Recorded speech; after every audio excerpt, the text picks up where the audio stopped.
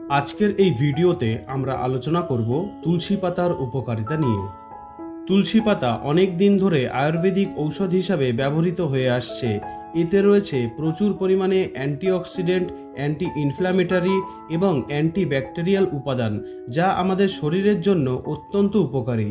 আজকের এই ভিডিওতে আমরা জানব তুলসী পাতার উপকারিতা কী, তুলসী পাতা খাওয়ার সঠিক নিয়ম কী এবং তুলসী পাতা খাওয়ার আগে কি কি সতর্কতা অবলম্বন করা উচিত। তো বন্ধুরা, চলুন এবার জেনে নেওয়া যাক তুলসী পাতা আমাদের স্বাস্থ্যের জন্য কতটা উপকারী। নাম্বার 1, রোগ প্রতিরোধ ক্ষমতা বাড়ায়। তুলসীতে থাকা অ্যান্টিঅক্সিডেন্ট ও অ্যান্টি ইনফ্ল্যামেটরি উপাদান শরীরের রোগ প্রতিরোধ ক্ষমতা বাড়াতে সাহায্য করে। এটি সাধারণ সর্দি কাশি থেকে শুরু করে অনেক জটিল রোগের বিরুদ্ধে লড়াই করতেও সাহায্য করে। নাম্বার 2, হজম শক্তি বাড়ায়। তুলসী পাতা হজমের সমস্যা দূর করে এবং খাবার ভালোভাবে হজম করতে সাহায্য করে। এটি কোষ্ঠকাঠিন্য এবং গ্যাসের সমস্যাও দূর করতে পারে। মানসিক চাপ কমায়।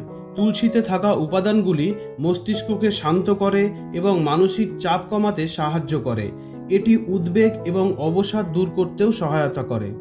নাম্বার 4, ত্বকের জন্য উপকারী। তুলসী পাতা ত্বকের জন্যও উপকারী। এটি ত্বকের জ্বালাপোড়া কমায়, ত্বককে ময়শ্চারাইজ করে এবং ত্বকের রং উজ্জ্বল করতে সাহায্য করে। নাম্বার 5, রক্তচাপ নিয়ন্ত্রণ করে। তুলসী পাতা রক্তচাপ নিয়ন্ত্রণে সাহায্য করে এবং হৃদরোগের ঝুঁকি কমায়। বন্ধুরা, চলুন এবার জেনে নেওয়া যাক তুলসী পাতা খাওয়ার সঠিক নিয়ম কী। তুলসী চা। তুলসী পাতা ফুটিয়ে চা তৈরি করে পান করতে পারেন। এতে মধু বা লেবু মিশিয়ে খেলে আরও উপকার পাওয়া যায়। তুলসী পাতার রস। তুলসী পাতা বেটে রস বের করে খেতে পারেন। তুলসী পাতা চিবিয়ে খাওয়া।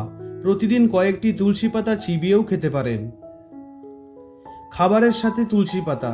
খাবারের সাথে তুলসী পাতা মিশিয়ে খেতে পারেন। চলুন এবার জেনে নিই তুলসী পাতা খাওয়ার আগে কি কি সতর্কতা অবলম্বন করা উচিত। যদি আপনার কোনো ধরনের অ্যালার্জি থাকে তাহলে তুলসী পাতা খাওয়ার আগে ডাক্তারের পরামর্শ নিন। গর্ভবতী বা শিশুকে দুধ পান করানো মহিলারা তুলসী পাতা খাওয়ার আগে ডাক্তারের পরামর্শ নিন। ভিডিওটি শেষ পর্যন্ত দেখার জন্য অসংখ্য ধন্যবাদ।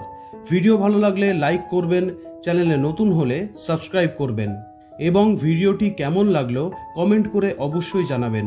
দেখা হবে আরও একটি নতুন ভিডিও নিয়ে। ততদিন ভালো থাকবেন, সুস্থ থাকবেন।